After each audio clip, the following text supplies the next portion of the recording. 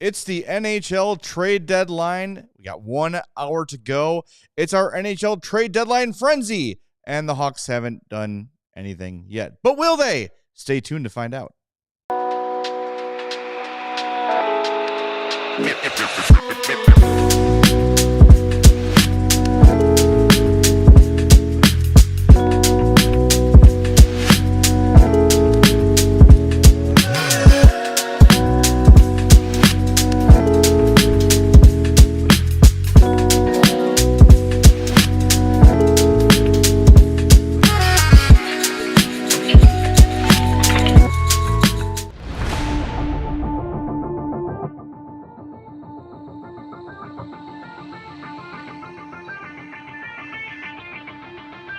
Welcome into the CHGO Blackhawks trade deadline frenzy. I'm Jay Zawoski with Greg Boyson and Mario Tirabassi. Sarah's here running the show, and that's it. No one else is here. I bet if it was the NBA trade deadline or the NFL trade deadline, we'd have people decked out in merch and cheering and pizzas and all that. But we know where we stand. We see you. You didn't get the pizzas? Oh, damn. Sarah must have eaten one before I got here at 9 a.m. Got here at 9 a.m. for nothing to happen. We've got time, though. Do us a favor. Hit that like button for us. We'd appreciate that. Make sure you are subscribed to our YouTube page as well. And remember, the Hawks play tonight. Yeah. So we'll be on post-game as well. So a long day of hockey from us. So here we are, fellas. Yesterday, and especially this morning, the conversation seems to be shifting towards a Ryan Donato extension more than a Ryan Donato trade. Perhaps. Your thoughts? Yeah, I mean, as we've kind of found out last few days, I mean, Kyle Davidson has set his price on Ryan Donato, according to Frank Saravalli, to be a first-round pick or I'd say equivalent prospect. And from what we've seen from some other trades, you'd imagine that Ryan Donato should garner a first-round pick and or equivalent prospects. And I think now that you've seen some guys like Scott Lawton traded, Brandon Tanev traded, Trent Frederick was a trade, Anthony Beauvillier was worth a second-round pick, former Blackhawks legend. Like, you'd imagine that those teams that were in on players like that didn't get those guys are now down their list of like, okay, well, if we're going to get somebody who fits what that need is and on our team, Ryan Donato makes the most sense. And Kyle Davidson, if he's setting that first-round pick as the price, teams are either going to have to meet it,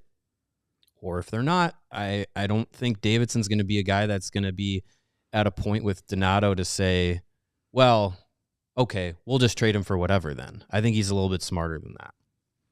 For sure. I wrote on Chicago Hockey Now earlier this week that you sell Ryan Donato high or you don't sell him at all. And I've been for the last few weeks, they should keep him around. He's proven to be a valuable part of this team. He's having a great season, as we've heard in this week, with Pat Maroon and Connor Bedard yesterday. Yep. His teammates love him, appreciate him. He's the type of guy that you want around young players, as to lead by example. Hard work will help you get better. Hard work can overcome, lack of certain skills. He's a good person to have in the room. And he's more valuable to this team than a third-round pick. I've been saying that for weeks. Yes. But if somebody overwhelms you, if someone says, here's your first-round pick for Ryan Donato, and you say no, that's not good general managing, in my opinion. Yeah, that's a bad decision. Yes. So if he doesn't get, if that's what he wants and he doesn't get it, that's good general managing. That's setting your value, knowing what this guy is worth to your team now and in the future. And if you don't match it, you're not getting him. Trading Ryan Donato just for the sake of trading Ryan Donato doesn't make any sense. Right. We've seen those types of deals before. It is time for Kyle Davidson to stop filling out rosters every year and start building this team.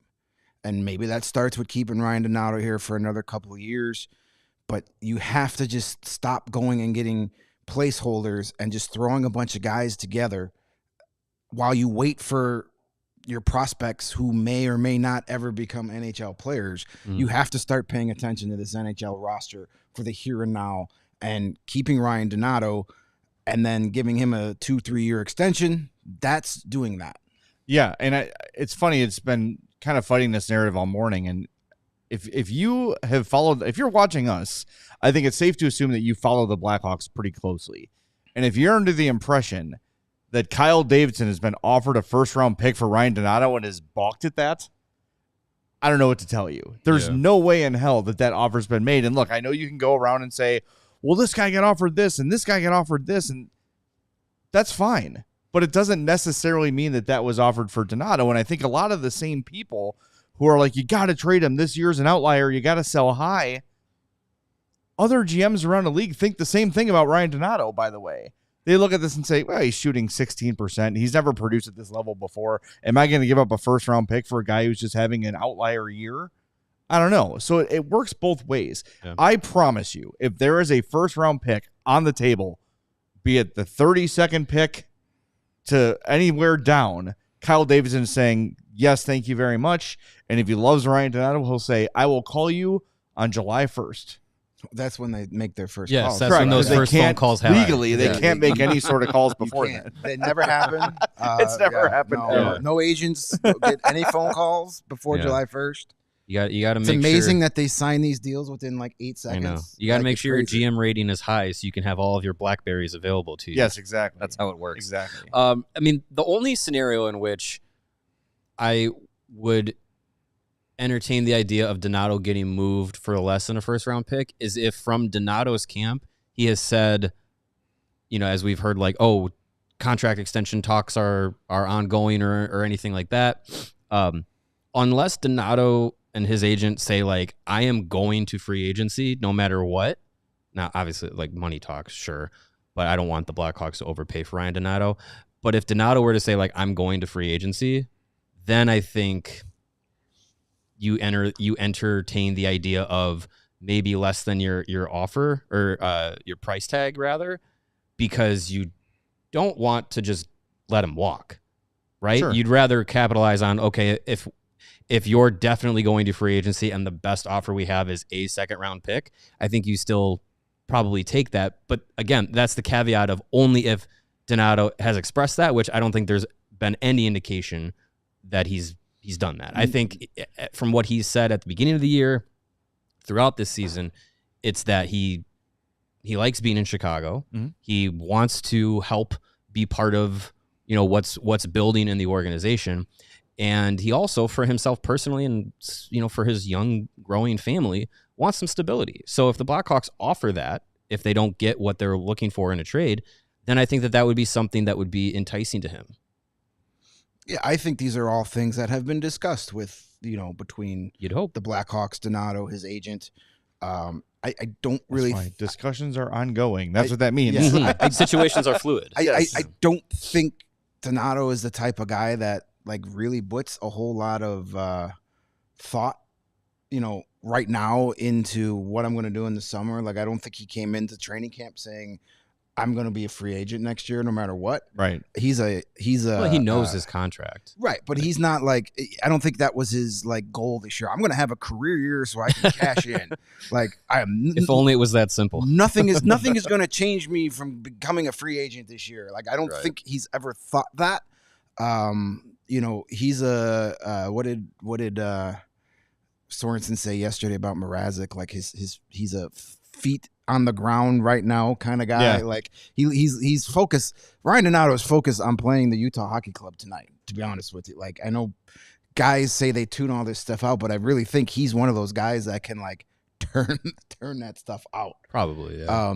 I don't think he's a guy that would sit there and go, yeah, I'm going to be a free agent or what. Because if they knew that, then he probably would have been traded already.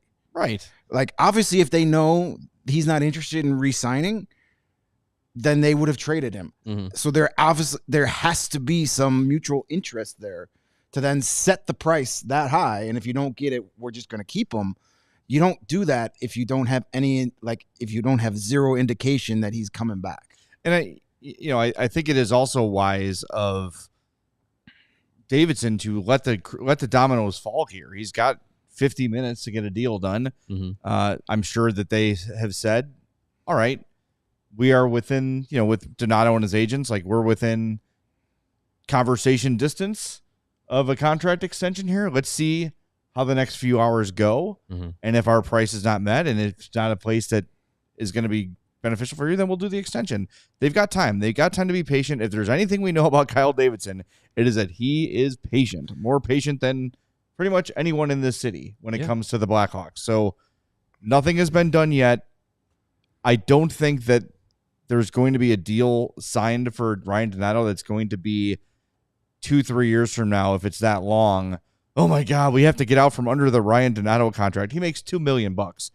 At best, they're going to double his salary. I would think at best. Yeah, I think if you're it's looking not going at over 4. If you're looking at Ryan Donato at $4 million, also in the scope of, let's say it's 3x4, right? Over the next 3 years, the salary cap projections that the NHL is pretty, confident in are going to go up to where low end third line guys and fourth line guys would be making $4 million. Yeah. So it's not a situation in which you're going to be cap constrained by a guy who, is a third, fourth line guy on pretty much every team when he's not having a career year, is making what he should be making. Yeah, the percentage of cap space, even if you double his salary, the percentage of the cap space he's going to take up is pretty much going to flatline. It's not going to change a lot. Yeah. And I just he's also, as you said a moment ago, Jay, about Kyle Davidson being patient. He should be in this situation because Ryan Donato is probably like the C option for a lot of teams. Yeah. There were a lot of teams that probably like, hey, we want Trent Frederick or we want Charlie Coyle or Scott Lawton, who's all of a sudden the greatest acquisition ever. Brandon Tanev. I don't get it at all. Right. I mean, but So these are guys that have, produced consistently at the NHL level for a while. Maybe not as good of a season as Ryan Donato's having now, but they've also been like who they are their whole careers. Yeah, and they're established commodities. So waiting to the last minute is not a bad strategy either, because then if there's a team out there that missed out on their first, second, third choice, now they're desperate. Now they're like, well, we have to get something. Mm-hmm. So here's a first round pick for Ryan Donato. We've all been in the situation, some of us have, where it's Christmas Eve at 7 o'clock. It's the end of the night and the lights are on and you're trying to find somebody. We have a Blackhawks trade. This is Frank Saravalli. The Blackhawks are trading Peter Mrazek and Craig Smith to the Red Wings in exchange for Joe Veleno. Wow. Steve Yzerman is, the Yzer plan, everyone. Steve Yzerman, he gets to go back to where it all started for him. Joe Veleno, 25 years old, that's 6 foot, Mario's guy. 201 center. He's got 10 points in 56 games. Play the long game, baby. There you go. Craig Smith and Peter Mrazek. No retention. I don't know the retention terms. Well, the Hawks can't retain. So if you've got a human body, you got rid of from Mrazek and Craig. I mean, come on, guys. Wow. I don't understand why people still think Kyle Davidson's bad at this. He never played the game, Greg. He never played the game before. You know what I mean? And you still even haven't used the first round pick you got to take Peter Mrazek in the first place. Correct. Again, Peter Mrazek and Craig Smith to the Red Wings in exchange for Joe Veleno. Wow. So I'm looking up what Joe Veleno makes right now. Joe Veleno was the guy less than Peter Mrazek. I think it was 2 picks after Nicholas Baudin was selected. I got it right here. 2.275 for this year and next. So you get rid of $5 million, five and a quarter with Smith and Mrazek, and you bring in 2.275. 2.275. Okay, so you've added $3 million in cap space, and then he is a RFA after 2025-26. So if you like Joe Veleno, you control his rights. Great, and that's a guy that, I mean, he's been kind of buried, quote unquote, in Detroit. Never has really been, kind of a top 6 guy or anything like that. Played in those like third and fourth line roles, but I mean, I think he's a guy that's definitely a center. This is good to get anybody on the NHL roster younger than both Peter Mrazek and Craig Smith. Listen, that's incredible. I thought the only way they were going to be able to get rid of Peter Mrazek was to basically give up a 3rd round or a 4th round pick for a 3rd team to retain half. I mean, that's what Saravalli was saying. And then give him away. Yeah, and then get everybody's favorite trade deadline player, future considerations. I love F considerations. But to get, these are the type of deals I want Davidson to start making, getting actual young players. Cost-controlled. Yeah. Yes. He's 6'1", 205-pound center. I like it. Already this biggest center on the team. He's a giant on this roster. Yeah, I mean, the offense is not great, but I don't think that's his strong point. He's got 8 goals and 15. All right, I'm looking at the wrong. He's got 5 goals, 10 points in 56 games this year. Last year was his best offensive year with 12 goals and 28 points. But, it's an upgrade. The fact that you were able to get anything for Peter Mrazek, and Craig Smith gets to go play, for a team that's at least in a race. They're in another week or two playoff race. Yeah. And then apparently the Yzer plan is get as many mediocre goalies as you can on your team and see what happens. One of them's got to pan out, right? Because they just got rid of Ville Husso, but they still got Jack Campbell in the minor leagues, don't they? And they have Cam Talbot and Alex Lyon. Alex Lyon. And now Peter Mrazek gets to go for another team that has three Detroit NHL hockey for Peter Mrazek. Detroit, by the way, 1 point out of the 2nd wild card spot in the Eastern Conference. Both the Ottawa Senators and New York Rangers have 67 points to Detroit's 66, which is also tied with Montreal with 66, and the Columbus Blue Jackers, as Pierre LeBrun called them, there's 68 points in the 1st wild card spot. So it's a toss-up with about 20 games to go for each of those teams. In case you're wondering, Veleno is about a 47% career at the faceoff dot. So I think that's best on this team. Automatically best on the team. 47.2% this year. He was 49% last year. So yeah, I mean he's he's only 25. So you average. Got younger. You've got a guy that you can bring into the lineup right now, play. Yeah. Fills a need that you need. And you cleared up that log jam at goal, and I want to quickly give some credit to Peter Mrazek. I know you guys didn't have a show yesterday, but yesterday, yeah, for sure, that was his comments. That was just absolute class and professionalism from Peter Mrazek. Even though he's playing for the Red Wings, I do wish him success because he has been nothing but a soldier since coming here. He came here in a weird situation where, like, hey, this team gave up a 1st round pick just to get rid of me. Like, that can't feel good. No, that sucks. And then you come here and you play well, and you get a two-year extension, and you're going to be, part of a tandem with Laurent Brossoit, who still unconfirmed as a real person. And now, this all happens. But yesterday he's like, you know what? This is what happens. This is the NHL. This is a business. This is what we sign up for.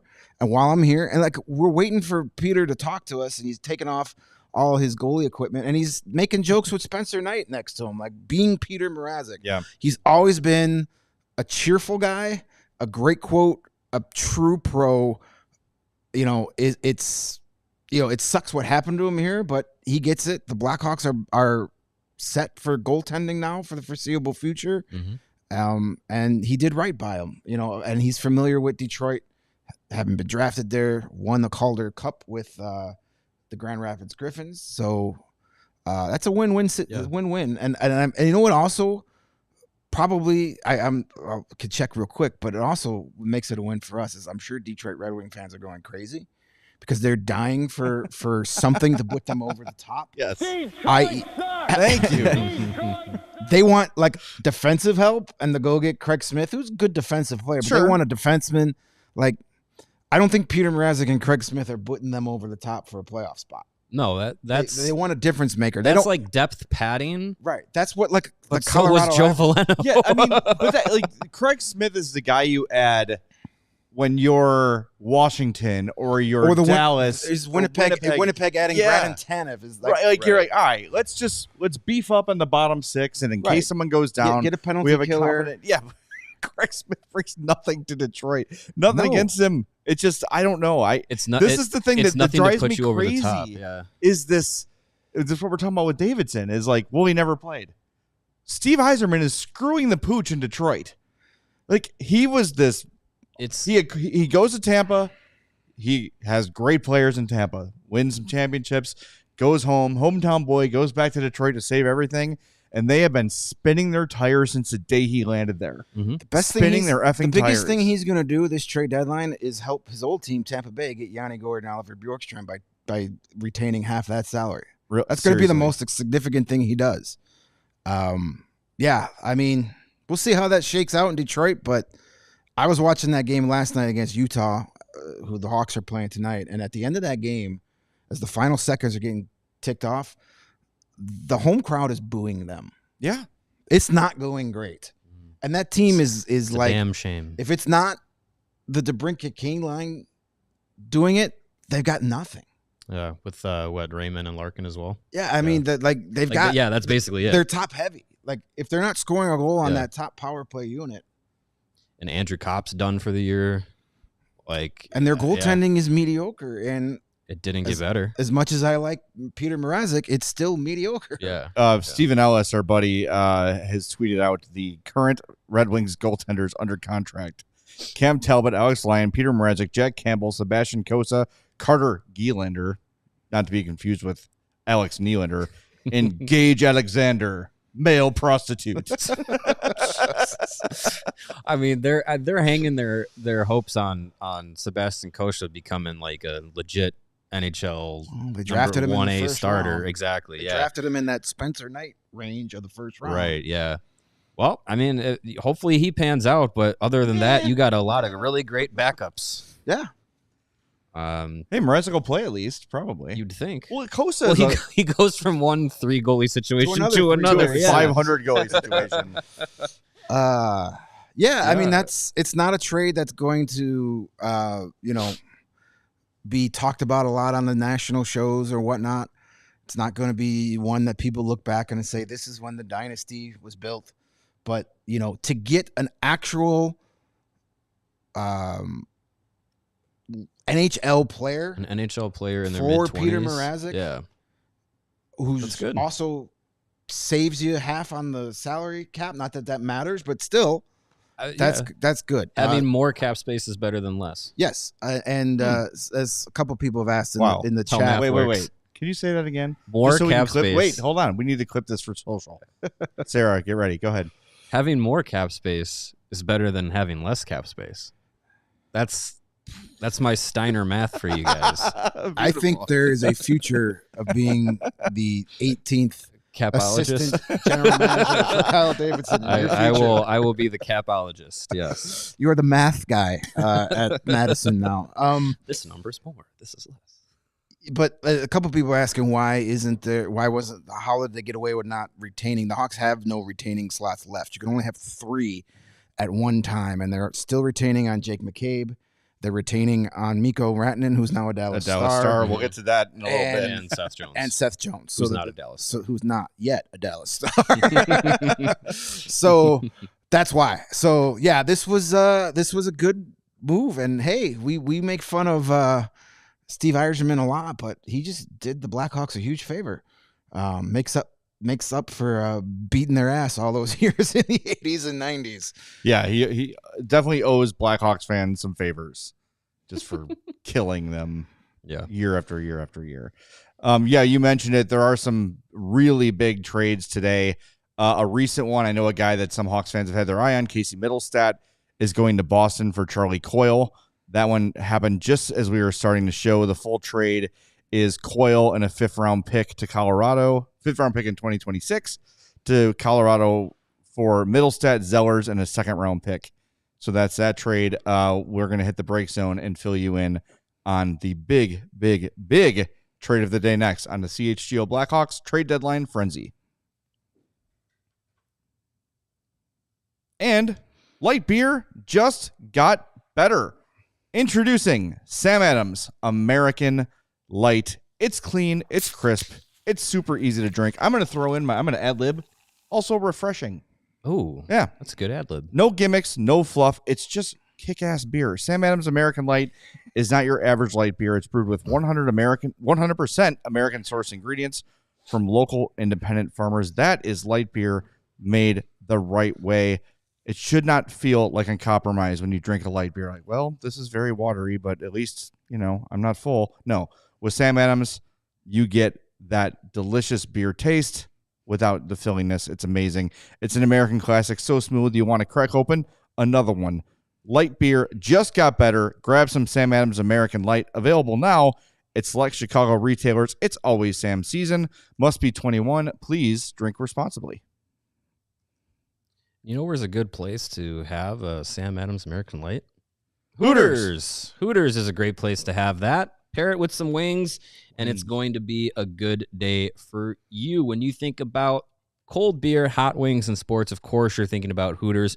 What better place to watch your favorite Chicago teams than at Hooters with a nice plate of wings, saucy and delicious, and a nice refreshing cold beer. Especially now, we are in March. If you look outside, it doesn't look like March with all this snow. No. It's definitely smarsh weather going on. But weather. It is March, which means the madness is on its way pretty soon. Macho Man. And Hooters is a great place to take in all of the college basketball that's going to be going on this month. And you can do it with their chicken tender tacos. Yes. Sounds good. No bad words there. A mango habanero wing sauce that's new to them. And, of course, all day, every day, the legendary $6 margaritas from Hooters. Sign me up for all of that. Cheer on your favorite teams from any of the 11 Chicagoland Hooters locations. You can also order online for pickup and delivery. Check them out at originalhooters.com. All right, before we continue, I have to say you morphed into Hank Hill for a split second when you said kick-ass beer. You sounded just like Hank Hill. All right, I'll take that. That's amazing. High praise. I love that. All right, as long as you don't morph into Boomhauer anytime soon. Dang old I'll man. tell you what. Maybe by the end of the post-game show. Got good trades, man. All right, so here's the big trade of the day. Carolina legend Miko Rantanen is now a Dallas Star. Dallas trades Logan Stankoven, a 2026 first, a 2027 first, and 2 third-rounders. 2 third-rounders, 2026 and 2027, for Miko Rantanen with an 8-year extension in place. 8 years, $12 million AAV for Miko Rantanen. And while you may say, wait, what the hell? Didn't he want more than 12? Texas is tax-free. So that 12 is, that's maybe more than you would have made in Chicago, New York, Boston if you made 13, 14. Carolina. So, right, exactly. So Miko Rantanen is going to continue to terrorize the Central Division for years to come. And boy, oh boy, man. Colorado don't like that. I'm going to put some shekels on the Dallas Stars. This whole thing from start to finish has been one of the craziest hockey stories we've had. Really in a long weird, time. yeah. Eric Tulsky, I don't know. Well, he's a nerd. He never played the game. Right. I mean, he let the spreadsheets tell him what to do here. He was a genius 6 weeks ago when he pulled off this deal. He was. And you know what? If you didn't think he could sign Rantanen, why did you make that deal in the first place? Or why don't you just worry about that in the summer after maybe a Stanley Cup? Because your team now make the run with them, yeah. That's what I'm saying. The team now is worse than it was. 100%. This team would have been better with Jack Jury and Martin Nechez and never doing any of this. Now, they essentially traded Drury, Nechez, a second and a third to get Logan Stankoven, 2 first rounds and 2 thirds. That's a good trade. And we also got Taylor Hall. And Taylor Hall. How could I forget? I mean, those 2 goals he scored since he's been there. I mean, difference makers. Is that more than Rantanen? I don't know. I think he had 2. He had one the other night. So if that's the trade, that's a pretty decent trade for the long term. Sure. Mm-hmm. But you made your team worse this year. You are no longer a Stanley Cup contender in my eyes. Cup, you don't know. I mean, because I'm not in the East. I mean, you look at who they beat. They're not beating the Panthers with that lineup. No. With Miko Rantanen, maybe. Absolutely not. Absolutely not. They're not beating Toronto if they get that far. They're not even gonna. Who are they gonna play in the first round? They wouldn't even. They would struggle against Washington. I would think so. I mean, I just go for it, and you hope within the course of the remainder of the regular season and the playoffs, and he falls in love with the city. And how many days are in June? 30 or 31? I never know. 30. On June 30th, you convince him, hey, don't you love it here? Isn't the weather great? It's like this all year round. Don't you want to stay here? And then if he says no, you trade the rights and you figure it out, right? That's fine. It feels to me, if I'm a Carolina player, I'm feeling very bummed about this because 13 games ago, you're like, oh God, this is a different kind of dude. That Carolina's never had a guy like Miko Rantanen. They're always, really a very deep team with a lot of good players. And Aho is a superstar, but he's not Miko Rantanen. And to bring that guy in has to fire up the team. And then 13 games later, he's gone. Yep. And it's like, okay, well, Logan Stankoven's a nice prospect and he's going to play, but how is he helping us now? And that's why I wonder, like, do they have another move in them before the deadline hits in 29 minutes? Yeah. I mean, they just got a bunch of first round picks. Yeah. Ryan Donato puts him over the top. Hey, why not? I think, for Carolina, like you probably flip one of those firsts if you're really, really trying to, be improving your team for the here and now. Because they're not, I mean, that's the kind of trade like a rebuild team does. Is like, oh, let's get rid of this marquee player for futures. And that's Carolina, a Sabres move. Yeah, Carolina's not at that spot. So I'm interested to see if they, over the next half hour have anything else up their sleeve. Because like what you guys have been saying, like their team is not better today than they were before any of these trades. Even getting Rantanen, so especially not having him. That's going to be that's going to be an issue. Their first round matchup, if the playoffs were to start today, would be the New Jersey Devils, who just lost Jack. Well, that's right. Who just lost Jack Hughes, but who just got Cody Glass. Watch out. Look out. And Brian Dumoulin. So be careful. I don't get that. In the long term, they're probably going to be okay. You get a couple first round picks. I mean, it's still Carolina. Yeah, they're still a good team. Yeah, they're good. But with Miko Rantanen, they were a legit at least getting to the Stanley Cup final. A threat team. They were. Yes. Now they're not. You should have been at least in the Final Four. Now they're going to need to rely on Frederik Andersen to get hot to get him there. And that ain't happening because he's going to get hurt after 3 games. Right, and that's what he does. And I think a hot goalie can carry you through a round, maybe 2. Very few teams that are less talented than their opponents have gone through an entire playoff run and won a cup. You just hope that hot run comes in the cup final or the conference final and gets you that far, but it's just... Only one I can think of is the 2012 Kings, but even that team was pretty solid. But then Jonathan Quick just became like... Yeah, he was unreal. Yeah, I mean, the last one I could think of that really where the goalie was the difference maker all 4 rounds has to be the Tampa Cup with Hobby Bulin and Tortorella way back in what, 04? 04. Yeah. Yep. I mean, that team was good, but not great. Not Hobby Bulin was just ridiculous that spring. And then he became a Blackhawk. So yeah, I think, Carolina, I don't know. It's you got to let it all play out. But I just, as you mentioned, what does a guy like Sebastian Aho think where you're like, hey, my buddy's here and, this is great. We got us a star player, and Marty Necas was a popular guy there, so I'm sure that wasn't. And now, as you said, 13 games later, he's gone, and you've got Logan Stankoven. Cool, which is good. He's a great player. If the Hawks got Logan Stankoven, we'd be running around this. Yeah, but Logan Stankoven for Miko Rantanen is a shitty trade. Yes. Bottom line, 2 first-round picks are great. 2 third-round picks are great. Those 2 first-round picks aren't playing top line minutes in the Stanley Cup final this year. Not yet, at least. So, it's, I don't know, man. That's a tough sell to the team and the fan base that look in January and I just undid it because I was not confident enough in my own ability to sign this guy. Yeah. I mean, that's why it seems like that they gotta try and do something else here at the deadline and do something for the immediacy. Otherwise, if this is it for Carolina today, it seems like a loss. Chris P says, does this mean Peter Cech is a Red Wings fan now? Yes. That's a great comment. I love that one. That's great. If I'm, If we could that's super someone- chat you, we would. That's someone who's been paying a lot of attention. Thank you, Chris. that's great. That's a diehard fan right there. I wonder if the Peter Cech goalie footage was part of the trade. Did they get traded? I think so. Hey, That- Peter that's Cech, a- come talk to your team. Like is Bally Sports Detroit or whatever their thing? Are they going to run that feature now every time they can't get in their own Yes. Yeah, studio? they'll just put their Pat branding. Bally.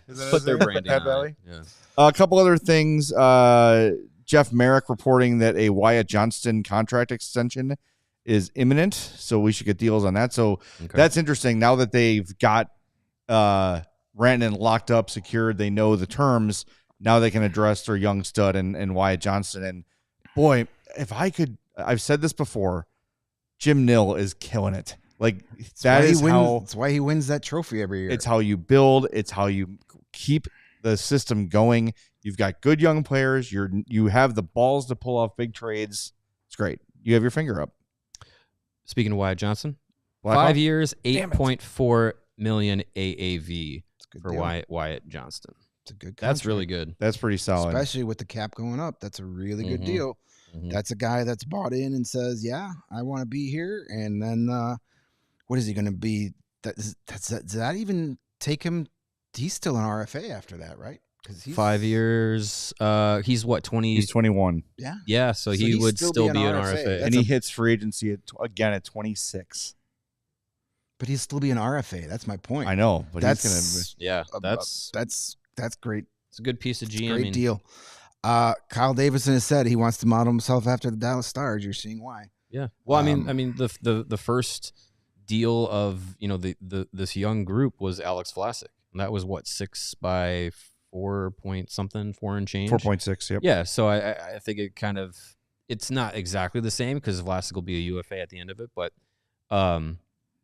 it's still like it's a similar situation where you're giving your guys, you're not hand tying yourself by going into 8-year deals for everybody, max term, max money, all that stuff. Like you're giving yourself some wiggle room and you're setting yourself up for future contracts down the road that you're going to need to take care of. So that's a good deal for Wyatt Johnston, and yeah, definitely a team to model yourself after. That's a deal that you have to start looking at as You know what the Blackhawks need to do? Get rid of the Illinois state tax. well. Do it. If it was up to them, Come on, JB. Come on, JB. Let's go. Do it. Do it for the team. Help out your NHL team here. But that's the kind of deal that next year Kyle Davidson needs to think about for Connor Bedard. Do you want to go crazy and sign him past his 8 RFA? years, yeah. Or do you want to get him a deal similar to this, where you still have that option at the end of his contract to be like, we still control the rights here? I would prefer something like this. I kind of agree. I agree with that. That would be Get a so 5 Bedard will be 20. So you could do a when- 6-year deal and still have the 6 RFA, by because UFA doesn't 10? kick into your 27. 6 by 10, Sure, 6 by 9. that's Nice. lower and gives you more cap space. I heard that's better. I learned that today. Somebody See? told me that. Learning up everybody. Yeah. And the other note 6 about by 9 would be Johnston a is very this nice also contract. this also protects Dallas from an offer sheet Yeah, for Johnston Why's that? because he'd be an RFA this summer. So a team could This summer. theoretically offer Yes, sheet yes, Wyatt this summer. Johnston this Yeah. summer, so it protects him from there. So. Yeah, that's 6. That's 5 years from now's problem for Wyatt Johnston. All right, we are 20 minutes away from the deadline passing. Obviously, things do roll in as time goes by, so there could be more things That's why we're that going trickle until in. 2:30. But I'm wondering, too, if this Craig Smith Mrazek deal, if you missed it, the Hawks traded Craig Smith and Peter Mrazek to Detroit for Joe Veleno. No salary retained. Obviously, they couldn't, but the full Peter Mrazek contract goes to Steve Yzerman in Detroit. So things will roll in, and we'll keep you posted as long as there's a reason to do it. Yeah. Until the Hawks absolutely. say the Hawks are done for the day. Then Yeah. we say, great. And Kyle Davidson is scheduled to speak before tonight's game, so we'll be there at the United Center covering all that. Let's keep the eye out for that content on the old socials later after this show, but before puck drop at 7 p.m. tonight, or tonight is 7:30. 7:30. Yeah, I think it's 7:30. 7:30. Yep, and Davidson talks at 4:30. So, Yep. All right, before we hit the breaks, why don't we knock out a few of these super chats? We have a bunch of them. We really appreciate it. If you're just joining us, please do us a favor. Hit the like button for us on the YouTube page. It's that little thumbs up right there by the player. And then hit that subscribe button while you're there. Hover over that. Click that for us. We would greatly appreciate that.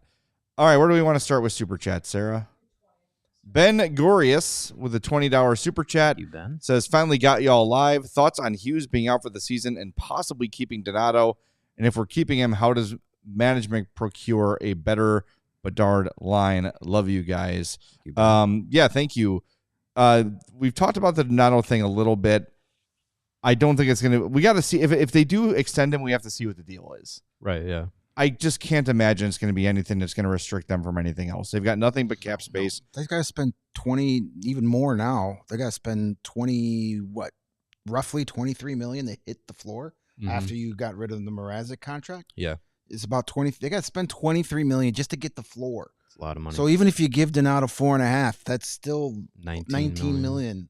About 19, and you give 14 of that to Mitch Marner. You still have to spend you still have $5 million just to get the floor. Yeah, exactly. Yeah. So cap space is not a problem. With this team. No, it should be fine. And the Hughes being out for the season, cooked. That obviously sucks for the Devils. Yeah, it's rough for the Devils. They went from being a team that could really challenge for the Eastern Conference to, if you get out of the first round, congratulations. They might not even make it.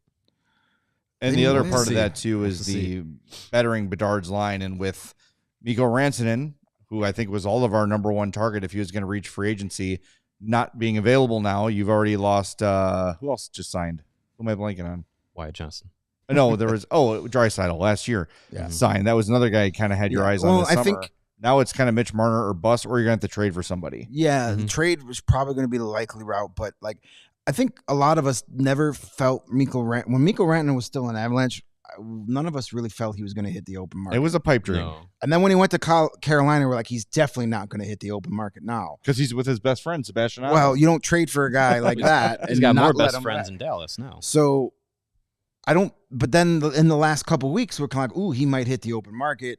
But obviously now he's not. So, and it still remains to be seen if Marner hits the open market. And if he does, that's your top dog for sure. Yeah, but now you have everybody that wants a superstar instead of a bidding war for two guys. It's a bidding war for one guy. Mm-hmm. But as we just said, the Hawks have nothing but cap space, and the salary cap is going up, and a lot of their roster over these next few years are going to be taken up by guys on entry-level contracts. The salary cap is not going to be a problem for a very long time here, if ever, the way it's going up. So, that is going to be, it's going to be a very interesting summer, but you have to do better by Connor Bedard this summer, or absolutely, I don't know what we're doing here.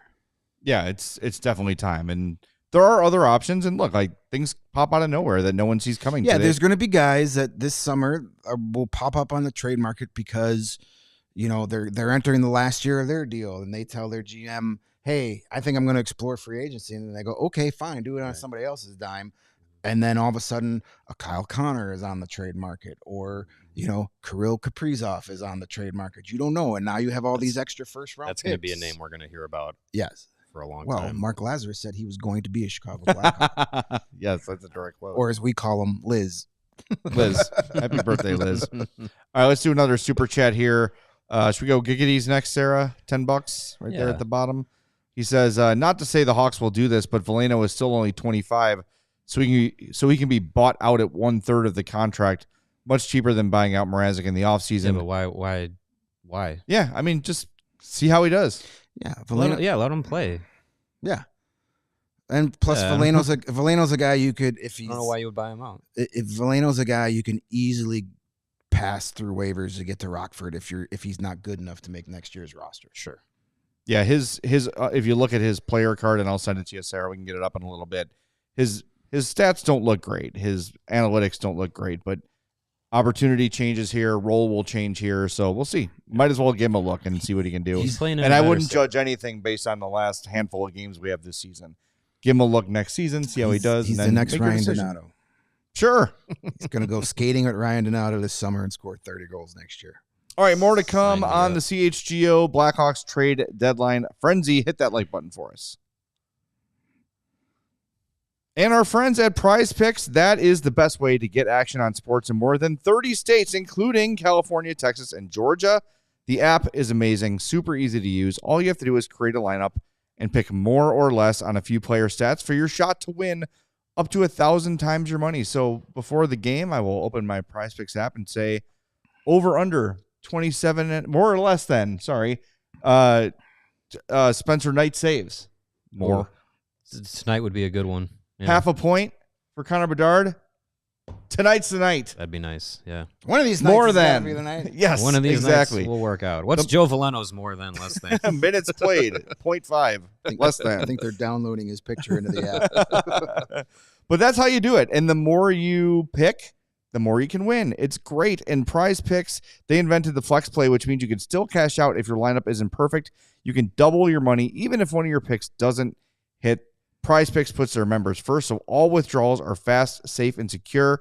They offer Venmo, Apple Pay, MasterCard, and more for quick and easy deposits into your account this sports season. The second half of the basketball season's here, and the race to the playoffs is heating up on Prize Picks. It's the best place to cash in on your favorite sport. Download the app today. Use the code CHGO to get $50 instantly when you play your first $5 lineup. Again, download the app. Use code CHGO for $50 instantly after you play your first $5 lineup.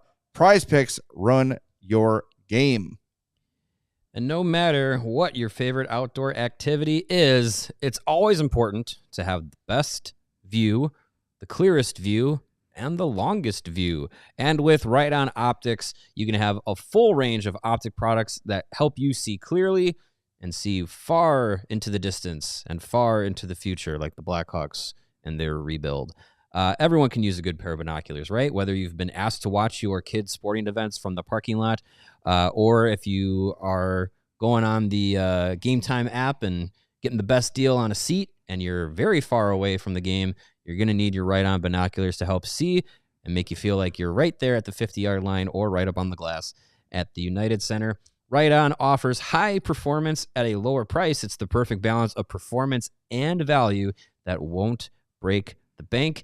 Every product receives a full quality control inspection, and the Right On promise includes an unlimited lifetime warranty that not only covers defects, but also accidental damage from drops. So if you're up in the trees looking for birds and you drop your Right On Optics binoculars and they break, well, that lifetime warranty has you covered. Get a better look at everything with Right On Optics. Check them out and their full line of products today at rightonoptics.com/CHGO. That's RITON optics.com/CHGO. All right, we're keeping our eye on the trade wire here.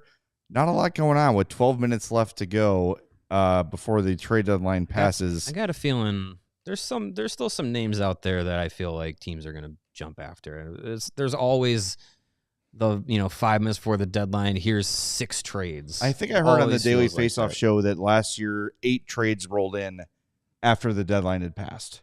Yeah. So yes, there's always work to come in. Gets clogged up after a while. It's a long day for the fax machine. I hope to God they're not still using a fax machine. What is the NHL? That they are. Who knows? Absolutely. Yeah, Gary Bettman's brother-in-law is the last fax machine repairman in Sudbury. They got to keep him employed.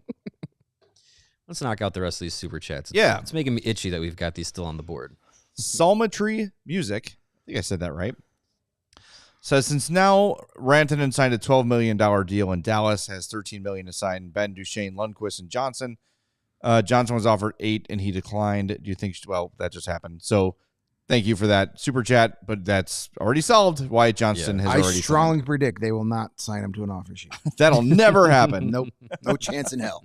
Broggy for $2 says hold Donato 2 more seasons for consistency. Yep, I'm down with that. Yeah. As long as there's not a first. And I would even say if there's a second on the table. It just depends on, again, like we kind of said at the beginning, like if it depends on, what Donato wants to do. If he's saying that, I'm not going to sign a deal and I'm going to test free agency, then I think you can move him, and you probably don't want to let him walk away for nothing. No. Now if it's like, best you're going to get for Donato is a 4th round pick, then maybe maybe you say, okay, that's not worth it. You do him a solid. You don't make him move cities. You don't, anything like that if he's not wanting to.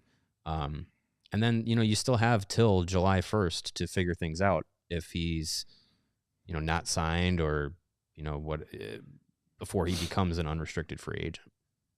All right, Matthew Corson, $2 says, Marner, you are a Blackhawk for Bedard's sake. I hope so. That'd be great. You're right. It's going to cost a lot more than $2 though. Yeah, start chipping in. $14 million and $2. Yes. Josh Rice says Volino is also the guy who stopped on Nito Ryder's leg during an international game. Yep. Okay. We all mature. We all grow, hopefully. Maybe he asked for it. I don't know. Andy says fantasy trade back Noted to Pudwick, Brinkett or Nito. Hagel. Who you got? So who would we rather have back on the Blackhawks? Hagel. Hagel. Brent Hagel. I agree. Close. Yeah. Yep. I mean, but that's a good thought exercise, though, because the DeBrincat trade brought you back Kevin Korchinski, Ludwinski, and Gavin Hayes. And the Hagel trade, for players that matter, brought you back Oliver Moore and Sasha Boisvert. Yeah. In a roundabout way. So, And don't forget a great season from Taylor Radish. again, I mentioned the things And that concussion that care for actually Connor Bedard. mattered. Have you already forgotten that one shorthanded goal Boris Kachuk scored? I think That was you great. have. Yeah. I mean, I mean, for the player that I think I still go Hagel, but I don't know. It's interesting. Even if we're just talking about, you don't have to give back what you right. got. You don't erase the trade. Just which bring player one you'd of rather those two have. back. I'm still going. Oh, you keep everything and just get one of those back? Yeah. Oh, it's Hagel. Yeah, For it's sure. Hagel. Yeah, Young, 100%. younger, yeah, It does more playoff style player. And sure. yeah, I mean, Not to say DeBrincat our- can't get it done. no, It's DeBrincat's a good player, but it's different. Brendan Hagel has more facets to his game. He's taller. Alex DeBrincat would might be what some analysts would call a one-trick pony. Some analysts. How many more goals till he passes Ovechkin? Jeff Sones, Jeff $2 says Sones. Donato Bernardo, re-sign him. Okay. Okay. And then Michael Evans says heading to Nashville currently to see the game tomorrow. Cool. We'll let you know if the Wi-Fi still sucks. It will. It will. I pulled over to send this and stretch. Yes. Did you do pull it in over in, Elizabethtown, Kentucky? Yes, Yeah, yeah. exactly. The BP in Elizabethtown, Kentucky. Home of the Hall Foligno trade. Michael, Yes. Layla's. Go to Layla's. Go to Robert's Western World. And don't go anywhere else on the strip, aside from those two places. If you And look for Pete DeBoer and Tootsie's. You never sure. know. If you go to Legends is all right. Kid Rock's Honky Tonk Rock and Roll Bar or whatever, look for my credit card. Oh. See if it's still there. And look for Morgan Wallen throwing chairs off the top of a That's roof. your punishment for going to Kid Rock's honky Yeah. tonk bar. Yeah. Yeah, Oh, well. Nashville's fun. To me, Nashville now is kind of a nightmare. I might be too old for it, but It was a lot. It was fun when we were there. It was cooler about 15 15 years ago. Yeah, when the Before it became when the bars on the strip still had kind of like the old school feel to it. Yeah. Now it's every frat party. every The- country music star The- cookie cutter guy has his own bar now. Vegas Golden Knights 5 minutes ago tweeted out hi, Uh-oh. and Cam Robinson They has just got Crosby, I bet. quote tweeted it and said, an hour ago, someone told me to watch out for the Golden Knights. Here is me watching. All right, let's guess. You want to speculate wildly who they're going to get? Brad Marchand. Braden Shen. Brad Marchand is my guess too. Ryan Donato. Did somebody make sure Mark Stone tweaked his back before they Mark make this Stone is- trade? Oh, my back, my groin. My neck and my back. Yeah, we'll keep an eye on that. I mean, that's always a team that finds a way to, stay in contention at the top of the league. First round picks be damned. I think they only have one first round pick that they've ever had still on their team, and I think it's the one that they used this year. Well, They've traded all their first round picks before they've turned 24. They're like Leonardo DiCaprio. I was gonna say, Yeah. I was like, they're like the Jerry Seinfeld of. One day, the Vegas Golden Knights will be the lead singer of the Red Hot Chili Peppers. Well, that's like Julian Brees' boss said that. He's like, hey, you get draft picks to make your team better, and I'm using these draft picks to make my team better. Yeah. That's fine. Look at the last two teams to win the Stanley Cup and how they operate business. Yeah. The Panthers and the Golden Knights. They don't give a damn about the future. They want to win today. Well, you have to get to a point where you're at that spot in the league where you're like, we have to either go for it or shake things up. And then those teams that say we're going to go for it, a lot of times it can work out to being long playoff runs. It can be cups. Sometimes it can be, well, we're stuck in the middle here. Detroit. Yeah. The problem is, though, at some point, the chickens are going to come home to roost at some point. I think there's going to be a crash eventually. But every year, I mean, we say the same thing about Boston, but when was the last time Boston had 2-3 years of just blast?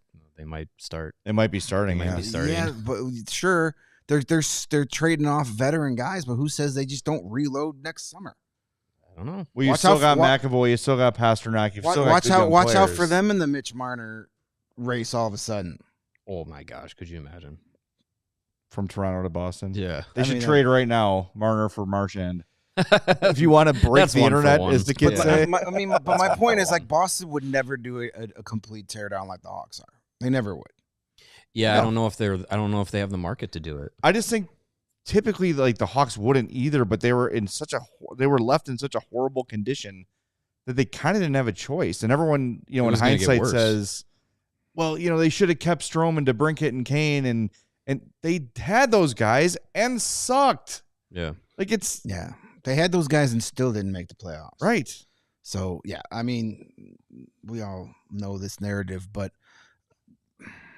it's going to be interesting to see where, every year we say, oh, eventually this is going to catch up to Vegas. It hasn't yet. It hasn't. The Panthers keep getting these guys, and they're all locked up for years and years.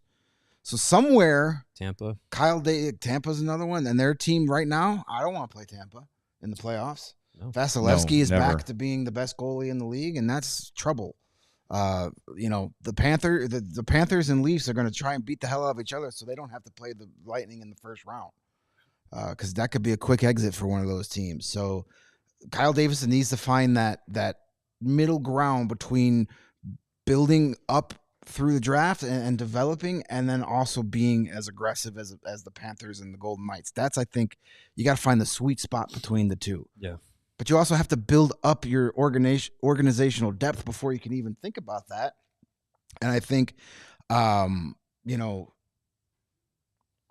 think Davidson's done a pretty good job. He's got a lot of ammunition to take his shots now. Yeah, he had to restock the prospect system, and he's done that really well. And now he's got, I would say, more of an abundance of those kinds of assets to down the road, either start this summer, maybe, to start using those to improve your NHL team in the immediacy. So over the next 3 years, we get 2 minutes to the deadline. By yes, the Hawks have 5 first-round picks, 7 second-round picks. Next 3 drafts. That's a lot. That's a lot. And one of your picks, in 2025, is going to be top 3. Mm-hmm. So you're going to get another no worse than 4th. Right. You're going to get another player that's going to be theoretically, maybe you don't say franchise, but huge piece to the puzzle. You'd imagine if you're picking in the top 4, you're getting someone that's going to, really improve your franchise. Exactly. Yeah, absolutely. So. And especially this year's top 4 of the draft class being Hagens, Misa, Martone, Schaefer, put them in whatever order you want. You're getting somebody who's going to be almost, I wouldn't say all of them are, but you could get somebody that is nearly plug and play in the NHL. Or at least a year away. Yeah, I mean, as we move through, past the deadline, we'll get into that more. Like, who are the guys that could be NHL players next year? Mm-hmm. And there's probably 2 or 3 in this draft that you could make that argument for. All right, the deadline has almost officially passed. Coming down 1 minute. We're a minute away. Frank Saravalli says the Canadians are done for the day. No Joel Armia or David Savard trades. Future Blackhawk David Savard. Nah. It's 2:00. There's so many Savards. It is Hawks had the best one. Almost. All right, it's officially passed, so we will see what trickles in here. There's definitely going to be stuff. Oh, yeah, there's going to be a lot. I mean, Vegas doesn't tweet out high. Without doing something. No. Yeah. I'm telling you, it's going to be something that blows minds. I did appreciate the Carolina Hurricanes tweeting out, Quick AMA, update. we will Sorry. not be answering any questions. Real quick, Scott Powers, 2 seconds ago, Ryan Donato will remain with the Blackhawks through the deadline. So Ryan Donato has not been traded. Okay. He will stay here. No word on an extension just yet. Obviously, they have until July 1st to reach that. But that is the news for now. Donato not traded. All right. Does that warrant the goal horn? Yeah, that's a good thing. I think so. That's a very good thing. I think the majority of our listeners wanted Donato to stay, so I want him it's to a victory. stay. Yeah, I mean, we've been talking about this for weeks and weeks and weeks, and Kyle Davidson played this correctly. Set your price high. If you don't get it, you don't have to trade him. And obviously, to me, there is definitely some conversation between the two that there is interest in him staying beyond this season. If he had told you I'm not interested in that, then you do move him. So I would expect some sort of extension to come Soonish. sooner rather than later. I don't think you want to keep him and then leave that open to the summer. I know you can, but the quicker you get that done, then the quicker we can stop asking him every day, hey, when are you going to sign that deal? Are you staying? Are you going to be a free agent? Just get it done. Give him his security. Give him his peace of mind and let him focus on, the rest of this year and what you're going to build for next year. So let's. Oh. Yes. Elliot Friedman says, possibility Brad Marchand headed to Florida. Oh, my hilarious. God. Marchand, And Kachuk. Bennett, and Kachuk. Oh, good luck surviving that. We are going to kick your ass forever. No extension for Brock Besser in Vancouver. Sarah Speaking of Volley with future an update, Blackhawks. by the way. Blackhawks keep both pending UFAs, Ryan Donato and Pat Maroon. No mention of Alec Martinez. So maybe there's something there, Interesting. maybe not. Well, Pat Maroon not getting traded is not a surprise. We've been thinking that forever. and basically Martinez and Maroon, it was their decision if they wanted to. Yeah. and I don't think Martinez is going to get moved anyway. There was never really any buzz about I him. can't imagine, but he No. did not practice yesterday. They called it a Well, maintenance day. but he's dealing with some Oldness. and there's Yeah. some family stuff going on too. So and yes, oldness. Like my knee hasn't been working half the day, and I didn't play hockey last night. So believe it or not, so yeah, but we haven't heard anything about Martinez. So I'm not. No.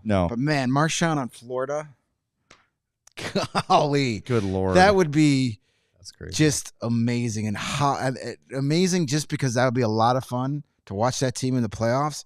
And it's also going to be a lot of fun to watch Boston sports fans just absolutely lose their minds. Yes. Besser not traded. He stays with Vancouver, Also not but extended. not extended either. So now that's. So I far wonder not if that's a extended. not extended yet. Right. Well, it's the same as Donato. Same thing. Right. Yeah. They don't have to do it by today. But if I'm Brock Besser and I'm looking around what's going around in Vancouver, there's I no want way a- I'm yeah, staying. I I'm would not. want a I'm different situation. going out too. James Myrtle says, I do not believe the Leafs are done.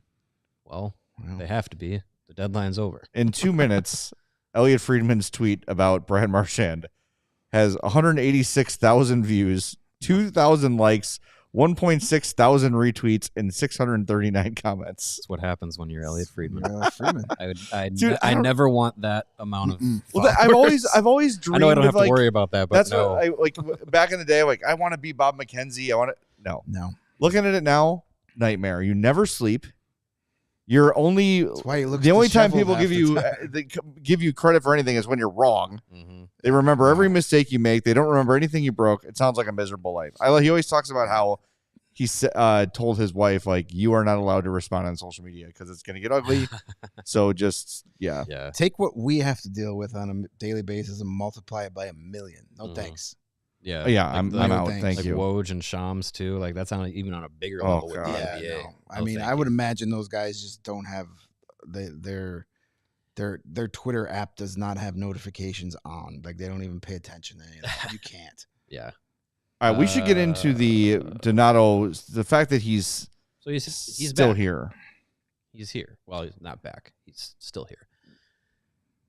There are some folks that are saying, why not trade him? You had a career year. Dumb to resign him, yada, yada, yada. And again, nothing official has been done. He hasn't resigned it yet, but that was a conversation this morning. I think it's important to remind people, and it feels like, never mind. I'm not going to say that. I just, if you watch Hawks games, and I understand it's a lot harder for people to do this year than ever before, you'll understand that Ryan Donato, the goals are great. The 23 goals are wonderful. Everybody's happy with them, but it's not all he does. Someone this morning compared him to Athanasiou. Yeah, no, it's not. They're not comparable at all. Athanasiou is, if he's not scoring, he's doing nothing for you. Ryan Donato is a center, wing, first line, second line, third line, fourth line, power play, penalty kill player. There is value there, and there's nothing the Hawks are going to sign him for that's going to do them any damage whatsoever on the contract. But even if they go nuts and pay him $5 million a year for 5 years, is that ultimately going to cost them anything? No. And I think one thing that we lose sight of, and we try to remind you of it all the time, is that culture matters, vibe matters, all those things are important. And Connor Bedard, Sarah, do we have Connor Bedard from yesterday ready to go? He talked about Ryan Donato and what he's meant to him in his time here and how he's played this year. Let's hear from Connor. He's been a stud this year. Every game he goes and he's giving 110% and making a difference. And he's been great. Me and him are pretty close, and just his approach to the game and his professionalism. It's it's great, and that means a lot to leadership in our room and everything. So obviously you want him to stay, but like I said, it's everything's business, and we'll see what happens tomorrow. And we saw, and Ryan Donato was still a Blackhawk through at least the end of the year. So I don't know. I think it's if you're not getting a first round pick, keep him, re-sign him. Yeah, I think that's now that we've gone past the deadline, he's still with the team. That's the next right move, is extend him now. Now he's here. You didn't get the price tag that you established on him. So now extend him. Do something reasonable, which I don't think is out of the realm of possibility for Kyle Davidson. He's not from what we've seen in his tenure, he's not an unreasonable kind of contract guy. Right. Maybe make an argument about TJ Brody, having to have him here, but as far as like signing guys to extensions, like I think he's done the right thing with a lot of guys. We mentioned Vlasic earlier. I think that was a really good deal for him. The first one of the new group of young guys that are going to push this team forward was someone like that. Was with Vlasic. Was a good deal. He brought in veterans and overcompensated them because of the situation that they were going to be walking into. Guys like Nick Foligno, Corey Perry. So I think he's a guy, Davidson, that is pretty reasonable with what is expected out of the players.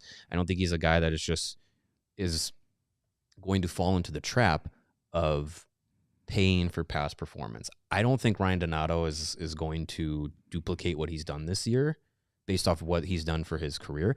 It'd be great if he did, but I don't think Davidson is going to look at it and be like, oh, now you're definitely a 25-goal, 50-point guy every season. Like, if he turns into that, wonderful. But I don't think he's going to go out and pay him like that. I think, as we mentioned before, like $3.5-4 million per year over 3-4 years. I don't think that's unreasonable. And I think that with the salary cap going up, that's fine. That's not going to kill you. And if we're learning anything about Kyle Davidson, it's that he can trade anything.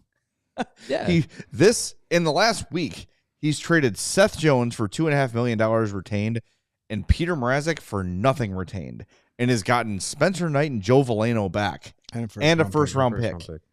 There's no contract that's unmovable. There's honestly, even if he massively overpays Ryan Donato, which he's not going to do, right? Any contract is movable if you're willing to eat half of it, or we saw. Remember how Peter Mrazek got here, as we mentioned earlier. Toronto said, we must move this deal. Here's a first-round pick. Thank you very much. Thank you for Peter Mrazek. And we'll fill the gap, the bridge to Comesso, which is actually the bridge to Night. And it is built. It is sturdy. It is reinforced.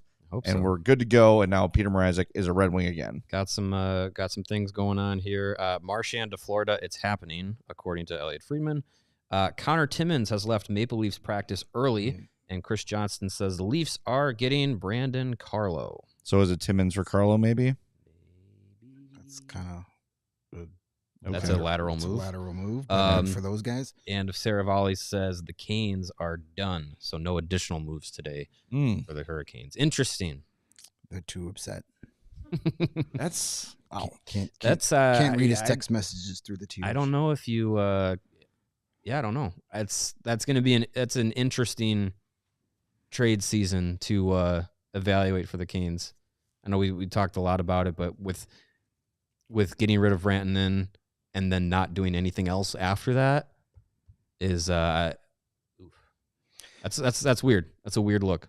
And this means Brad Marchand will be a free agent this summer, which is crazy. I never thought I'd see a day where Brad Marchand was not in a Boston Bruins uniform. Yeah, really? Especially after a trade. Yep. To the Panthers of all teams. That's wild. It's just Greg Wyshynski of ESPN quote tweeted Elliot Freeman's tweet about the trade with the John Cena Cody Rhodes picture of the heel turn. That's good. So that's what it feels like. I mean, this is a guy that I hate the Panthers. I hate Sam Bennett, and now I'm going to be his line mate.